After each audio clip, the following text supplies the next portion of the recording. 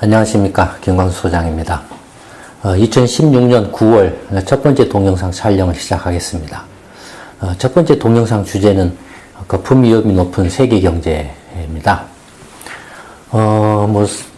세계 경제가 거품 위험이 높다라는 이야기는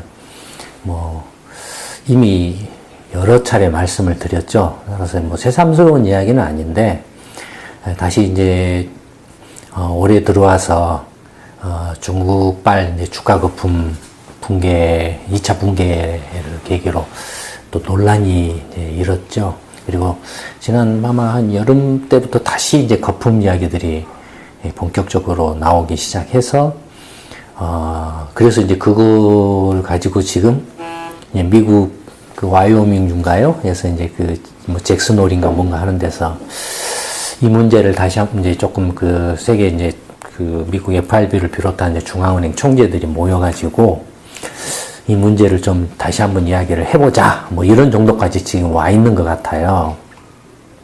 이야기는 무슨 이제 금리 이야기인데, 지금 이제, 기준금리가 거의 0%거나 마이너스잖아요. 그 다음에, 심지어는 이제 시장금리, 장기금리 같은 경우도 일본이라든지 이제 유럽 중앙은행이라든지 일본은행이라든지 이런 데는 벌써 이렇게 마이너스 금리 정책 유도를 해가지고 양적 확대책에다 뭐다 해가지고 지금 장기금리 같은 경우도 지금 마이너스까지 지금 떨어지는 상황이잖아요.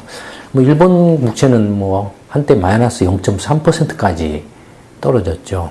그런가 하면은 독일 국채도 10년짜리 독일 국채도 한때 일시적으로 마이너스로 떨어지기도 했죠. 그러니까 이런 것들이 이제 과연 제정신이냐, 알기 쉽게 말하면, 또는 정상적인 거냐, 다시 한번 하더니 말들이 많이 나오니까 다시 한번 이제 좀 짚어보자, 이런 거고. 그 다음에 또 하나는 이제 일본은행하고 유럽 중앙은행이 양적 확대책을 하고 또 마이너스 금리 정책을 하고 해서 예전에는 상상할 수 없는 그런 이른바 이제 비전통적인 금융 정책들을 실시를 하고 있지 않습니까? 그런데도 불구하고 지금까지 결과는 어떻습니까? 거의 꽝이죠. 그러니까 이제 그거에 대해서 한번 좀 다시 한번 좀 진지하게 짚어보자. 또 한편으로는 그런 비전통적인 금융 완화책들이 단순히 그냥 효과가 없다, 꽝이다 라는 그런 차원에서 그만 그치는 게 아니고, 이게 이제 방금 말씀드린 것처럼 부작용을 심각한 또 다른 부작용을 일으켜서 또 다른 제2, 제3의 금융위기의 원인이 되는 거 아니냐, 이런 좀 걱정들도 지금 이제 하기 시작하고 있는 것 같아요. 그런데 2010년 미국 FRB 전 버냉키 의장이 QE 정책을 할 때는 너무도 당당하게 막 이렇게 했다가 지금 와서는 이제 이 양적 확대책이 과연 이게 효과적이고 부작용은 걱정을 안 해도 되는 거냐, 이런 정도까지 지금 이제 바뀌어오고 있죠, 분위기가. 그러니까 그럴 정도로 지금 이제 거품에 대해서 신경을 이렇게 곤두세우고 있죠. 이미 이제 저희 연구소도 경제 시평이라든지 아니면은 예전에 이런 동영상을 통해서 여러 차례 몇 년 전에부터 평균의 원리라든지, 그 다음에 이제 주가 거품에 관한 이야기라든지, 여러 가지 이제 지표들을 가지고서 이야기를 여러 차례 해왔었죠. 결국은 어떻습니까? 지금 이제 결과적으로 지금 흘러가고 있는 방향이 저희 연구소가 말해왔던 방향으로 지금 이제 흘러오고 있죠. 그래서 이제 이런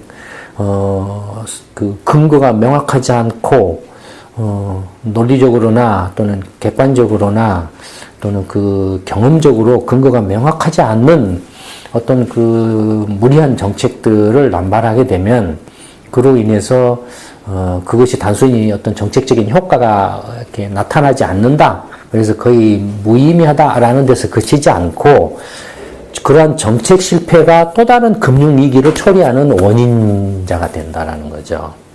2008년 글로벌 금융위기도 물론 여러 원인들이 복합적으로 겹쳐서 작용을 했지만 그 중에 하나가 금융정책의 실패다라는 것도 지적했었죠. 저희뿐만 아니라 다른 많은 전문가들도 지적을 했었죠. 예를 들어서 지나치게 2001년 이제 IT 버블 거품 붕괴되고 또 9.11 테러 난 상황에 대해서 너무나 극단적으로 그 미국 FRB라든지 이런 데가 반응을 보였다. 너무 무리하게 반응을 보였다. 뭐 이런 것들도 이제 그것이 결과적으로는 부동산 투기 거품을 이렇게 일으키는 결정적인 원인이 되었다. 뭐 이런 주장도 많이 이렇게 있어 왔잖아요. 그러니까 금융 정책이든 어떤 정책이 그 단순히 효과가 있느냐 없느냐 그래서 효과가 있다 없다 거기서 그치는 게 아니고 효과가 있다라면 그나마 다행이지만 효과가 없다라고 하면은 효과가 없는 정도에서 그치는 게 아니라 이제는 반격이 온다라는 거죠. 그 효과가 없는 데서 그치는 게 아니고 그 금융정책 그 잘못한 데 대한 또 잘못된 금융정책을 한 데에 대한 반격이 온다라는 거죠. 그 반격이 이제 시장의 왜곡이라든지 거품, 투기 거품이라든지 이런 것들이죠. 그런 것들이 이제 금융위기를 초래한다든지 경제위기를 또다시 처리하는. 그래서 예전에는 경제위기 하면 한 100년 전이라든지 이런 중앙은행 제도가 이렇게 발달하지 않았던 그런 시절에는 금융위기는 그야말로 시장에서 일어난 금융위기였죠. 또는 경제위기였죠.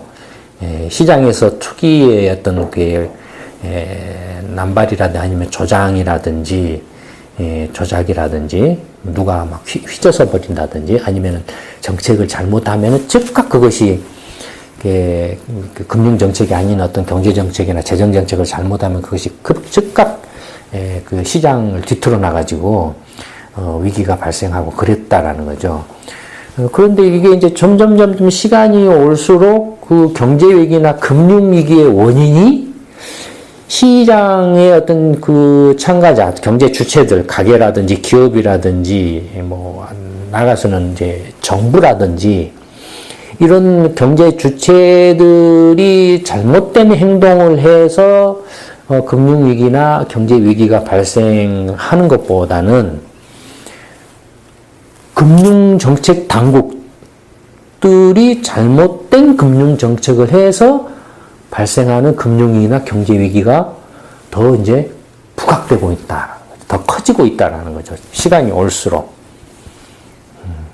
그러니까 이제 1980년대 일본의 그 이렇게 이른바 부동산 주가 거품 같은 경우도 지금 거의 정설은 일본은행의 금융 정책의 실패로 이렇게 굳어져 있죠.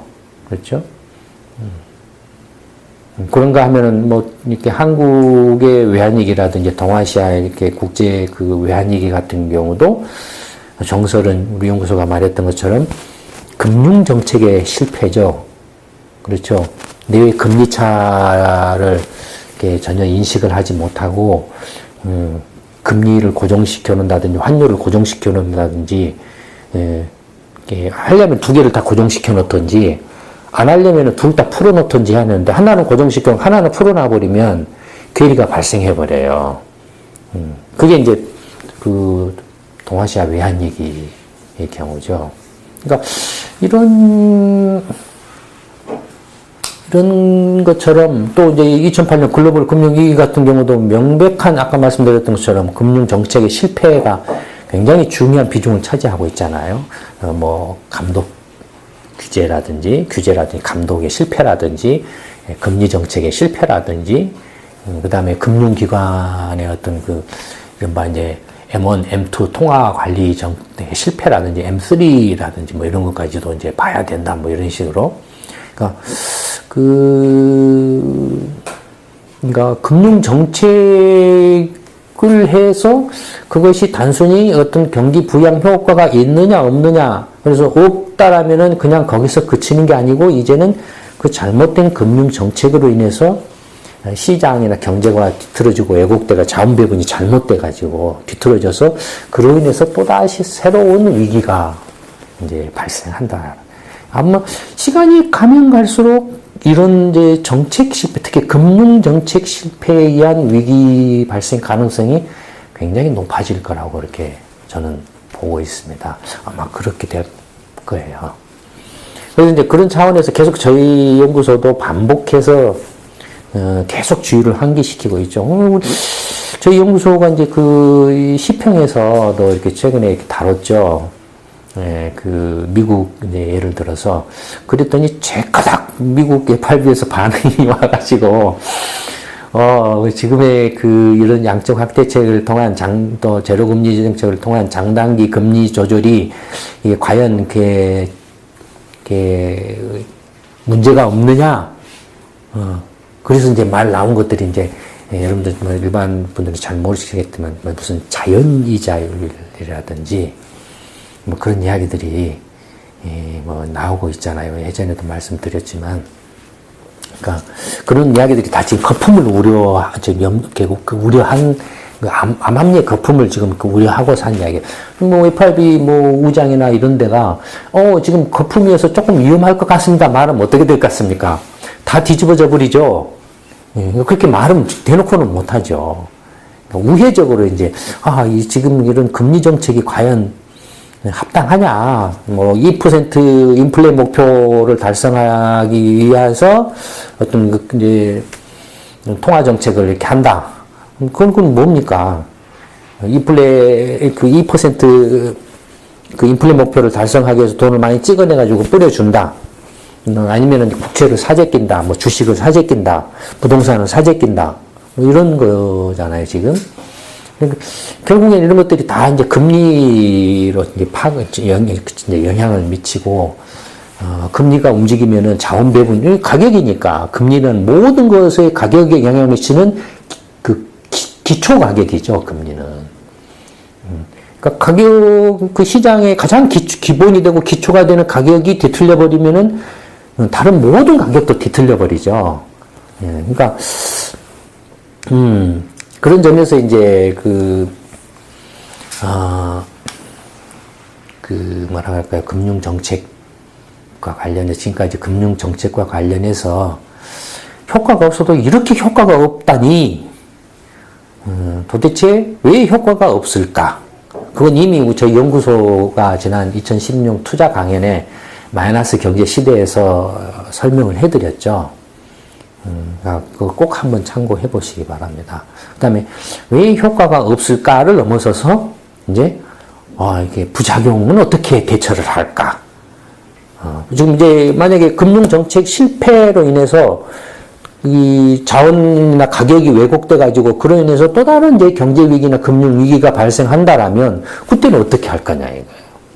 금융 정책을 잘못해 가지고 일어난 경제 위기고 금융 위기인데 그때도 또 금융 정책으로 그걸 풀어낼 수 있겠느냐라는 거죠. 그때는 거의 불가능하겠죠. 그러니까 이제 지금 반짝 지금 이제 얼어 있다라고 저는 보고 있어요. FRB나 각국 중앙은행들이. 이제 이걸 수습을 해야 되는데 제가 볼 땐 거의 수습하기 힘들지 않을까 싶어요. 이미 이제 질러놔 버렸기 때문에 주워 담기는 상당히 힘들 거예요. 주워 담으려면은 이제 마이너스 성장 각오를 해야 돼요. 주워 담으려면. 아니면은 이제 정부가 빚을 막 쏟아내 가지고 경기 부양을 하든지. 그래서 뭐 정부 채무가 됐든 뭐가 됐든 전부 이제 또 비투성이가 되는 그런 상황이 봐. 그러니까 지금 세계 경제가 지금 꼼짝달싹을 하지 못하는 상황에 빠져 있는 상태라고 보는 게 아마 정확할 겁니다. 그러니까 재정도 어떻게 할 수 없고 금융 정책도 어떻게 할 수 없고 하는 그런 갇혀버려도 자기 스스로가 자기 스스로 가둬버리는 그런 상황에 빠져 있지 않느냐는 느낌이 굉장히 강해요.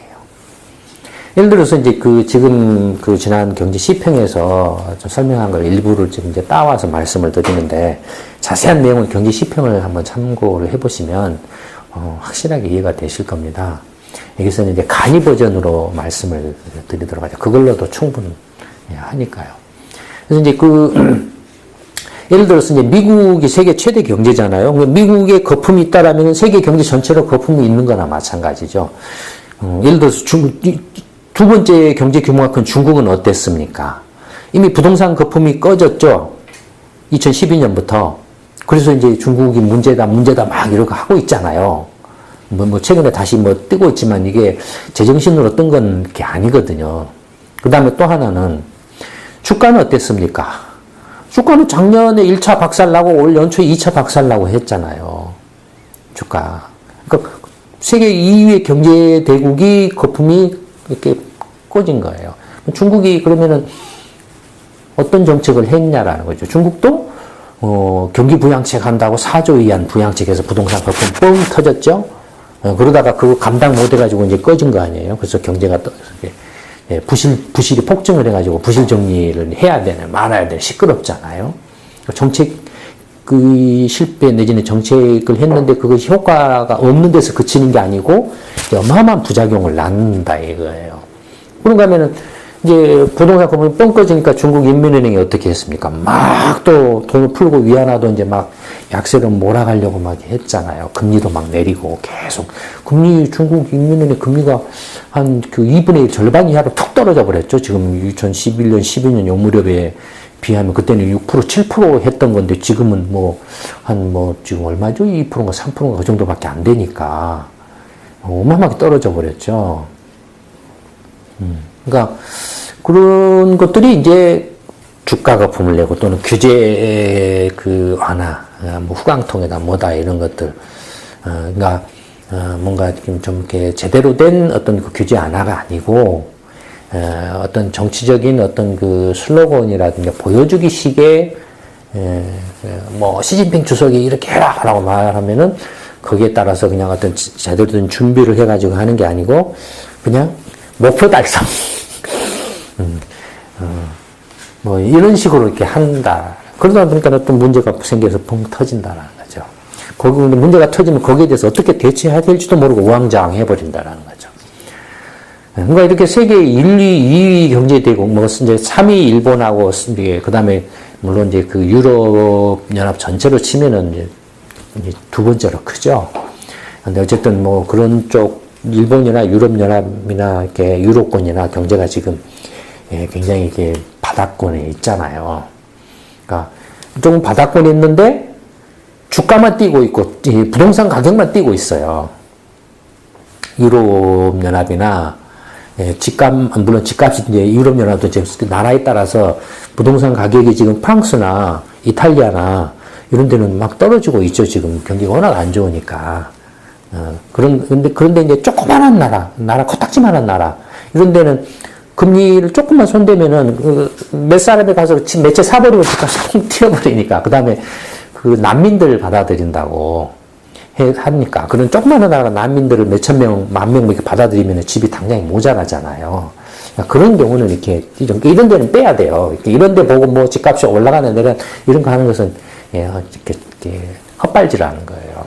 큰 나라들 보면 프랑스라든 독일이라든 이탈리아든 스페인이라든 이런 큰 나라들 보면 다 집값이 지금 바닥이죠. 떨어지고 있죠. 스페인은 박살났잖아요. 이탈리아도 프랑스도 그렇고 프랑스도 막 집값 떨어진 거 떠받치려고 떨어지고 있잖아요. 독일만 지금 살짝 이렇게 하고 있을 텐데 경기가 좋으니까. 그 다음에 이 난민들을 독일이 한 100만 명 가까이 받아들였잖아요. 그러니까 당연히 집을 또 지어야 되잖아요. 그러니까 그런 여파로. 영국만 팍 떴죠. 영국은 왜 떴습니까? 기름값 펑펑 오를 때에 아랍하고 중국 사람들 가가지고 막 사재꼈잖아요. 미국도 집값 뜬 게 사실은 중국 사람들이에요. 중국 사람들 가서 사재꼈던. 근데 아랍은 어떻게 됐어, 이제? 기름값 떨어져 버리니까. 박살났죠. 못 사요. 그 다음에 이제 중국이 사는데, 중국마저도 이제 저렇게 경제가 안 좋아지고 하니까, 그 다음에 이제 자본 유출, 외화 유출이 막 일어났잖아요. 주가 거품 터지고 나서. 그거 막아버리니까 이제 영국도 집값이 멈췄잖아요. 그러다가 어떻게 됐죠? 브렉시트 뻥 하고 결정 나고 나서 이제 바바바박 떨어지려고 하죠, 지금. 이제 그 상업용 건물, 빌딩이나 그런 그 상업용 건물은 지금 살 사람이 별로 없어가지고, 이제, 하잖아요. 주택도 마찬가지고. 그러니까, 이제부터 시작하는 거예요, 이제, 영국은. 돈이 이제 투기 자금들이 많이 들어와서 이렇게 부동산 이렇게 떠받쳐가지고 떠서 그나마 그걸로 이렇게 경기가 조금 유지되고, 뭐 그랬었는데, 이제 그게, 이제 박살나고, 글로벌 금융기관들은 영국에서 빠져나가고 하면 이제 골치 아프죠, 영국도. 대책이 없어. 영국이 뭐가 있어요, 이렇게. 그런 상태인데, 어쨌든, 이제 세계 최대 경제 대국 미국 그 경우를 예로 들어서 보면은 거의 다 미국을 따라간다라고 보면 되니까, 미국을 예로 들어서 보면은 미국 가계의 가처분 소득 추이를 보면 요 하늘색 선은 이제 명목 가처분 소득입니다. 1970년대부터 2015년까지. 이게 이제 5년 이동평균선이에요. 매년으로 하면 왔다 갔다 하니까 사람들이, 일반 사람들 보기엔 헷갈려요. 그리고 어떤 그 가처분 소득이라는 게 가계의 어떤 재산이나 저축이나 소비라는 게 1년 단위로 이루어지는 게 아니고 대개 한 2년, 3년, 5년 단위로. 왜냐하면 경제 사이클이 이제 골짜기에서 회복 단계 가지고 이제 꼭대기로 갔다가 다시 이제 쇠퇴기로 들어가서 골짜기로 가고 하는 이 인터벌 주기가, 경제 순환 주기가 대개 4년에서 5년이에요. 그러니까 그런 주기로 이렇게 쭉 보면 이제 명확하게 나타나죠. 가계 가처분 소득의 추이가. 1년 단위로 하면 막 뾰족뾰족 막 해요. 워낙 이제 그 잡다스런 그 노이즈라고 하는데 그런 것들이 많기 때문에. 근데 이렇게 딱 평화화시키면은 명확하죠, 추세가. 어떻습니까? 명목으로 보면은. 80년대, 70년대하고 80년대는 연 평균 한 10%가 넘는 정도의 그 가처분 소득이 증가를 했어요. 매년 10% 이상씩 증가를 했어요. 그러다가 80년대 들어는 두두두둑 떨어가지고 절반 정도로 툭 떨어졌죠. 5% 정도로. 툭 떨어졌죠. 그러니까 80년대, 90년대, 80년대 이때가 미국 경제가 안 좋았던 때예요. 미국 경제가. 그 다음에 90년대에 돌아가지고는 이제 그 떨어지는 것이 멈추고 이렇게 한 5%대에서 이제 안정된 시기죠. 그러다가 다시 이제 2008년 글로벌 금융위기를 계기로 가지고 툭 떨어져가 또 절반으로 떨어졌죠. 지금 2%대로 떨어졌죠. 그러니 어떻습니까? 가계 가처분 소득은 지금 떨어지는데 어떻습니까? 떨어지는 그 폭이 반반씩 떨어지고 있죠. 앞으로 한 번 더 떨어지면 이제 1%대로 떨어지겠죠. 그렇지 않습니까? 뭐 그러지는 않겠지만 더 떨어지면은 뭐 0%로 간다든지 그렇게 알 수는 없죠. 근데 그 떨어지는 또 시기가 인터벌 시간적 간극이 어떻습니까? 이때는 한 80년에서 95년까지 15년에 걸쳐서 떨어졌는데 15년에 걸쳐서 절반으로 떨어졌는데 2008년 글로벌 금융위기 때는 한 4, 5년 만에 절반으로 떨어져 버렸어요. 간격이 좁아져요. 만약에 이제 앞으로 미국 경제 문제가 생겨져가지고 또 충격이 왔다 하면 가계소득이 또 절반이나 그 이하로 떨어지는 데는 1, 2년, 2, 3년이면 훅 떨어져 버립니다. 지금 이제 굉장히 취약해졌다라는 거죠. 그 다음에 실질 이제 가처분 소득, 그러니까 물가 상승률을 감안한 실질 구매력을 기준으로 한 가처분 소득을 보면 70년대부터 이렇게 이제 들쑥날쑥 주기가 있죠. 이렇게 주기를 보이죠. 올라갔다 내려갔다 올라갔다 내려갔다가 올라갔는데 못 올라가고 여기서 멈춰버리는. 여기 보면은 이때는 이제 경기가 좋을 때 80년대 후반, 그 다음에 거품 경기 때도 이때는 미국도. 그 다음에 90년대 중반부터 2000년대 초반까지는 뭡니까? IT 뉴 이코노미, IT 혁명. 그 윈텔이 주도하던 그 마이크로소프트 윈도우하고 인텔이 주도하던 이른바 신경제 이코노미, 그러니까 뉴 이코노미 시기의 호황기죠. 그 다음에 또 그 뭐였습니까? 부동산 투기 거품 시기죠. 그래서 이제 금융위기가 뻥하고 터지잖아요.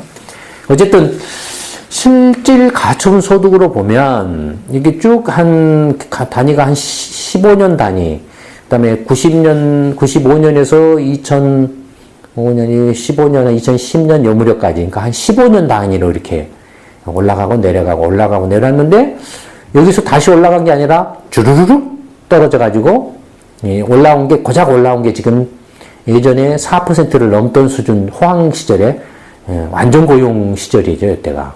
근데, 이때는 뭡니까? 그러니까 2000년대 전후는 IT 거품도 있었고, 막 겹쳐있던 때잖아요. 그러니까 얼마나 이때 경기 좋았어요. 거품 막 잔뜩 껴가지고. 예.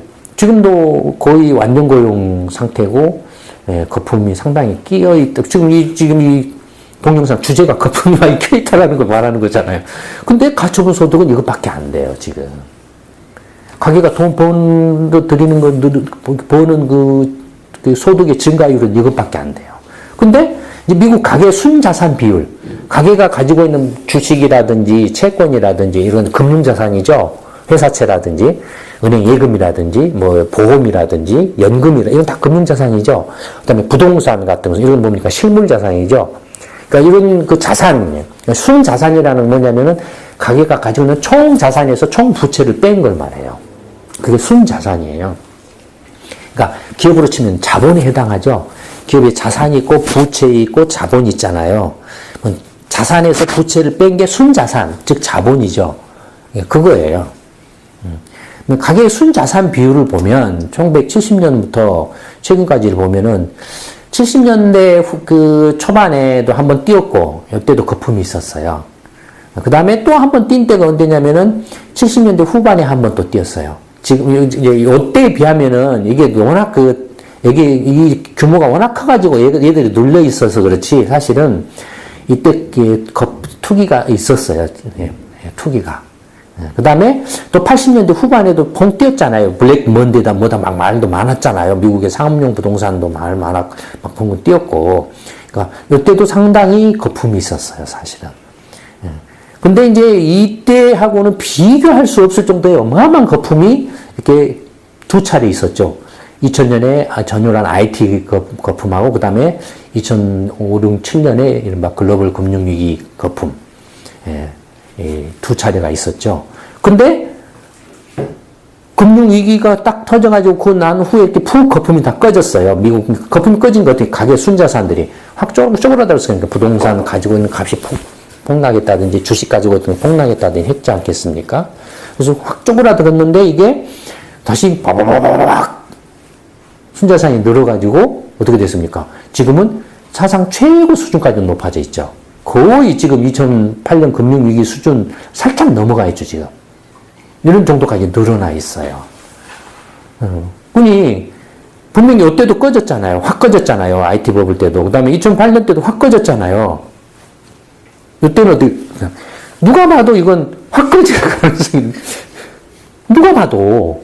그러니까 아까 말씀드린 것처럼 걱정이 되는 거예요. 발비나 이런 데가.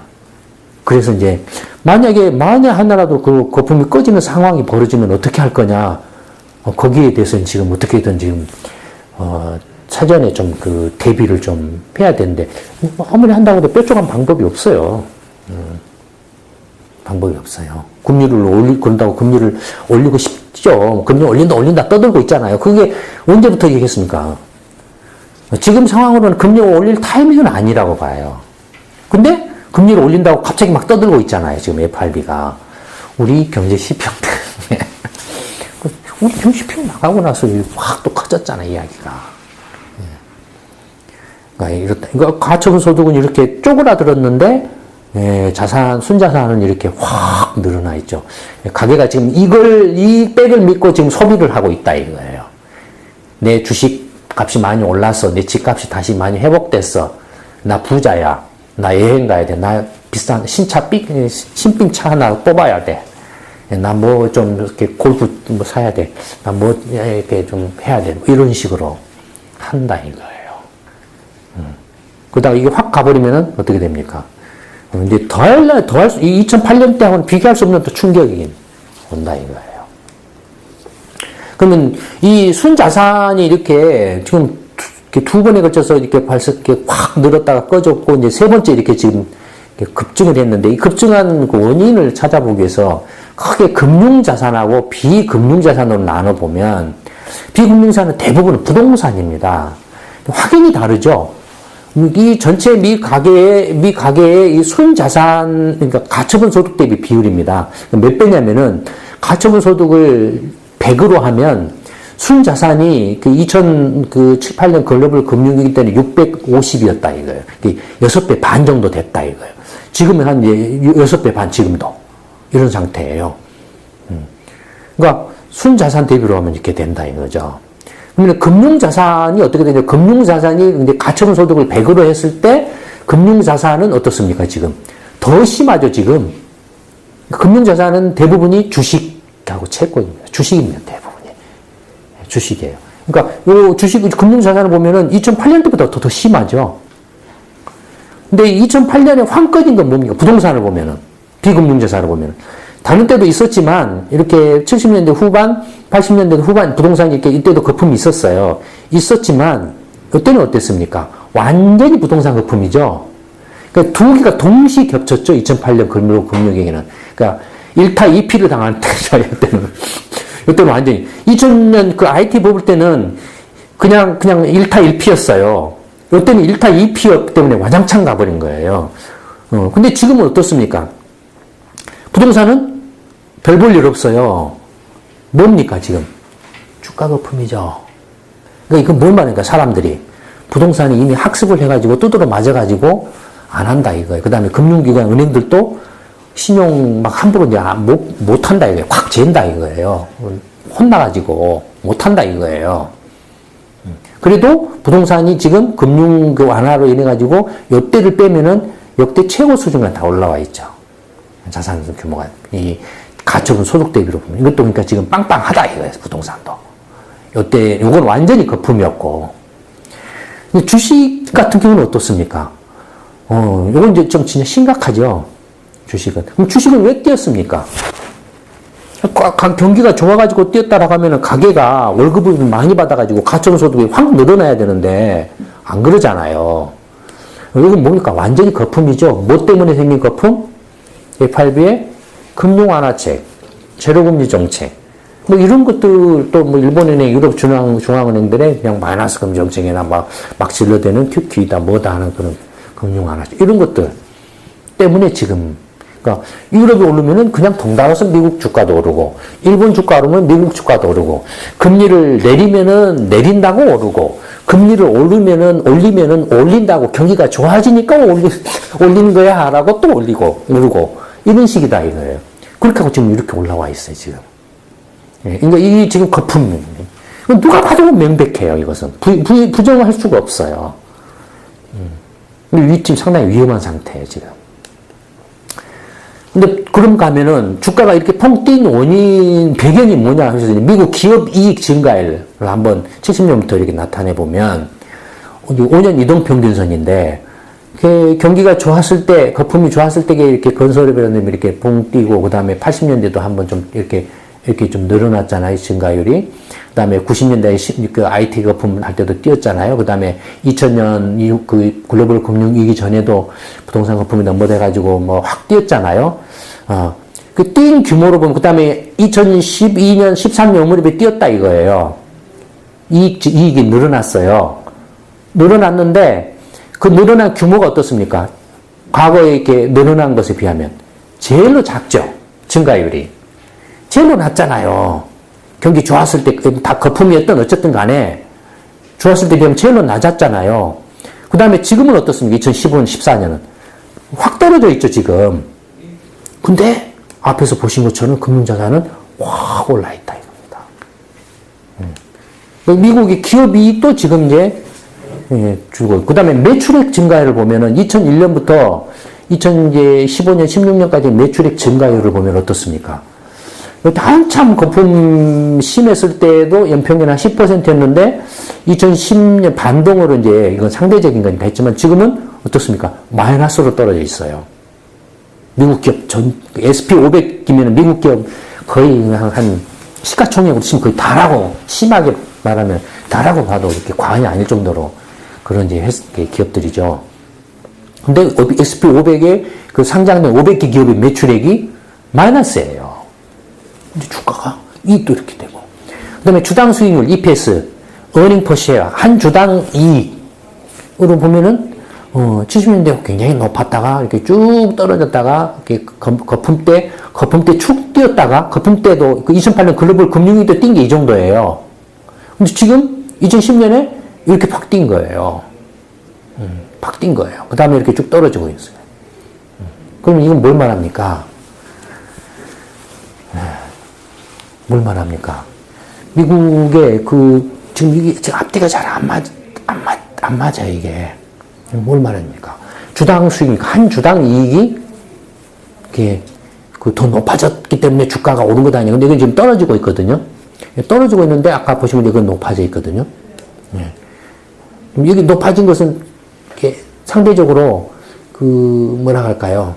주가가 낮은 2010년, 11년 이후면 주가 거품이 꺼져가지고 이제 막 올라가려고 할 때, QE2 하고 할 때, 그때이기 때문에 조금만 이익이 나도 주가가 워낙 낮았기 때문에 EPS는 높게 나타난다, 이렇게. EPS는.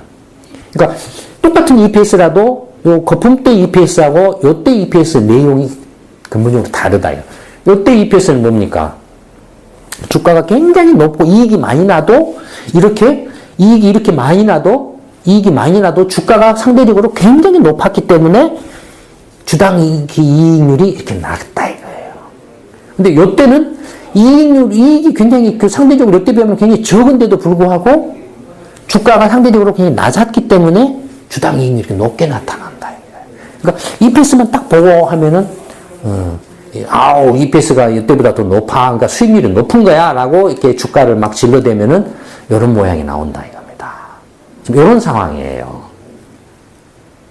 그러니까 상당히 지금 상황이 거품이 미국 하나만 봐도 지금 이런 상황에서 지금 금리를 올릴 상황이 못 되는데도 불구하고 지금 상당히 브렉시트다, 중국 경제가 좀 불확실하다, 유럽이나 일본도 지금 이상하다 이런 상황인데 무슨 용쓰는 재주가 있다고 미국 혼자서 아무리 미국이 세계 최대 경제 대국이라고 해도 또 미국 경제 자체도 지금 이렇게 보신 것처럼 여기서 보신 것처럼 이렇게 매출액이 줄어들고 있고 이익률도 떨어지고 있는데 금리를 올릴 수 있는 그런 상황이 못 되죠. 그럼에도 불구하고 느닷없이 금리 올린다고 지금 말이 느닷없이 나왔잖아요. 그럼 느닷없이 나온 게 우리 시평 나간 거다고 거의 일치하잖아요. 우리 시평이 딱 나가고 나서 그 말이 팍 튀어나왔잖아요. 일주일 후에. 참, 그런 보면은 글로벌화 돼 있죠. 우리가 이제 조그마한 연구소에 보고서도 금방 그 FRB 전파돼가지고 이렇게 하고 있죠. 이렇게 하잖아요. 이런 겁니다. 네. 2016년 9월 첫 번째 동영상 촬영은 이걸로 마치도록 하겠습니다. 네, 감사합니다.